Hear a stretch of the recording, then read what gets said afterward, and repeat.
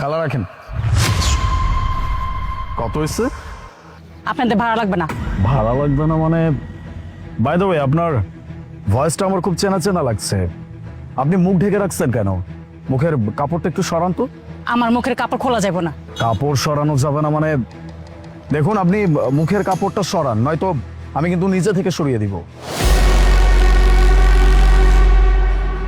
মা, কি ব্যাপার মা? তুমি তুমি রিক্সা চালাচ্ছ কেন? মা, আপনি রিক্সা চালাচ্ছেন? কিন্তু কেন মা?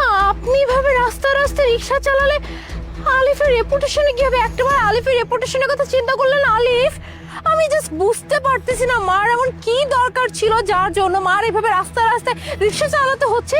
মা এই বেশে আছে, সিরিয়াসলি আমি না দেখেও না বিশ্বাস করতে পারতেছি না যে আমাদের মা রিক্সা চালক। আমি রিক্সা চালাম না কি করবো? রিক্সা না চালাইলে আমার খাওয়াইবো কে? এই পৃথিবীতে তো আমার কেউ নাই। আমার পেট ভরার জন্য আমি রিক্সা চালাই, বাসায় কাজ করি, রাস্তা ঝাড়ু দেই, যা মন চাই তাই করি। তাতে আপনাদের কি হইছে? মা, তুমি এসব কি বলছো? তোমার মাথা ঠিক আছে?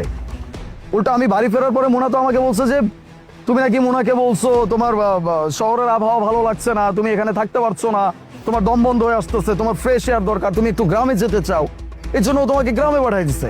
আমি তো আরো চিন্তা করছি যে নেক্সট উইকেন্ডে আমি গ্রামে যাবো তোমার সাথে দেখা করতে। এর মধ্যে দেখতেছি তুমি এখানে রিক্সা চালাচ্ছ। কেন করতেছি? আপনি তো বলছেন যে আপনি অফিস থেকে বাসায় আসার আগে যেন আমি বাসা থেকে বের হয়ে যাই।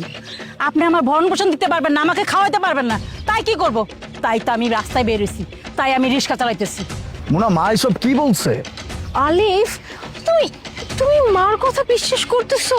তুমি জানো না হ্যাঁ আমি তোমার মাকে কতটা শ্রদ্ধা করি, কতটা ভালোবাসি। হ্যাঁ আমি তোমার মার সাথে এমন কাজ করতে পারি?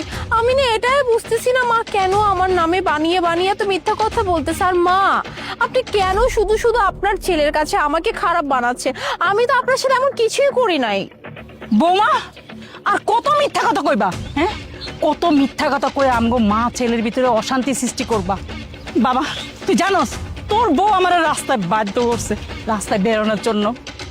তোর বউ কইছে তুই যেন অফিসের থেকে বাসায় আসার আগে আমি যেন বাসা থেকে বের হয়ে যাই, কারণ তুই নাকি বলছিস তুই আমার খাওয়াইতে পারবি না, আমার ওষুধ লাগে, আমার কাপড় চোপড় দিতে হয়, তুই এগুলি কিচ্ছু করতে পারবি না।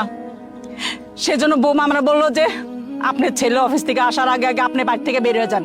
আপনার ছেলে এই সমস্ত কথা বলছে। আচ্ছা তুই ক, কোন মা তার ছেলের মুখে এই সমস্ত কথা শুনে সে বাড়িতে থাকে?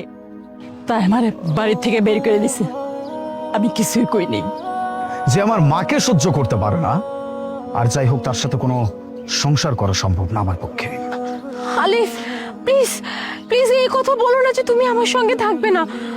আমি আমি আমি আমি স্বীকার করতেছি এই যে আমি তোমার মাকে বাড়ি থেকে বের করে দিয়েছি, মিথ্যা কথা বলছি যে মা গ্রামে গেছে। আসলে আলিফ, আমার কাছে মনে হয়েছিল মা যদি আমাদের সঙ্গে থাকে তাহলে আমাদের ডিস্টার্ব হয়, আমি আমার মন মতো চলতে পারি না, ফিরতে পারি না, পার্টি করতে পারি না, বন্ধু বান্ধব বাসায় আনতে পারি না। তাই আমার কাছে মনে হয়েছে যে মাকে যদি বাসা থেকে বের করে দেয় তাহলে হয়তো আমি আমার মন মতো থাকতে পারবো। আর এর জন্যই তুমি যখন কাজের জন্য দেশে বাইরে গেছিলে এই ফাঁকে আমি মাকে বাড়ি থেকে বের করে দিয়েছিলাম, তোমাকে বলছে যে মা গ্রামের বাড়িতে গেছে। কিন্তু আলিফ, আমি এখন বুঝতে পারতেছি যে আমি আসলে কত বড় ভুল করছি, তোমার মার সঙ্গে এটা উচিত হয় না। আমি তোমার কাছে মাপ চাচ্ছি, প্রয়োজন পড়লে আমি মার কাছে মাপ চাবো, মার পা ধরে ক্ষমা চাইবো, কিন্তু তুমি তোমার জীবন থেকে আমাকে বের করে দিও না, আমি তোমাকে ছাড়া থাকতে পারবো না। বাস মোনা, আমি আর তোমার মুখ থেকে একটা কথাও শুনতে চাই না। তুমি খুব ভালো করে জানো যে আমার মা ছাড়া এই দুনিয়াতে আমার আপন বলতে আর কেউ নাই। আর তুমি কিনা সেই মাকে বাড়ি থেকে বের করে দিচ্ছ। কি অন্যায় ছিল আমার মায়ের? হ্যাঁ, কি এমন চাইছে? তোমার কোনো ক্ষতি করে ফেলছে? তোমার কাছ থেকে অনেক কারি কারি টাকা চাইছে, স্বর্ণ অলংকার চাইছে? কিচ্ছু চায় নাই, তার শুধুমাত্র এতটুকু চাহিদা, সে তার ছেলের সাথে, তার ছেলের বউয়ের সাথে সুখে শান্তিতে বসবাস করবে, দ্যাটস ইট। আর তুমি কিনা আমার মাকেই সহ্য করতে পারো নাই, আমার মাকে বাড়ি থেকে বের করে দিচ্ছ। আমি বললাম না, তোমার মতো মেয়ের সাথে আমি আর এক মুহূর্ত সংসার করব না। বাবা, বৌমা যেহেতু নিজের ভুলটা বুঝতে পারছে, তুই ওকে ক্ষমা করে দে বাবা। আমি ক্ষমা করে দিছি, মানুষ বলতেই তো ভুল করে, তাই না? মাফ করে দে, কিছু বলিস না। দেখছো,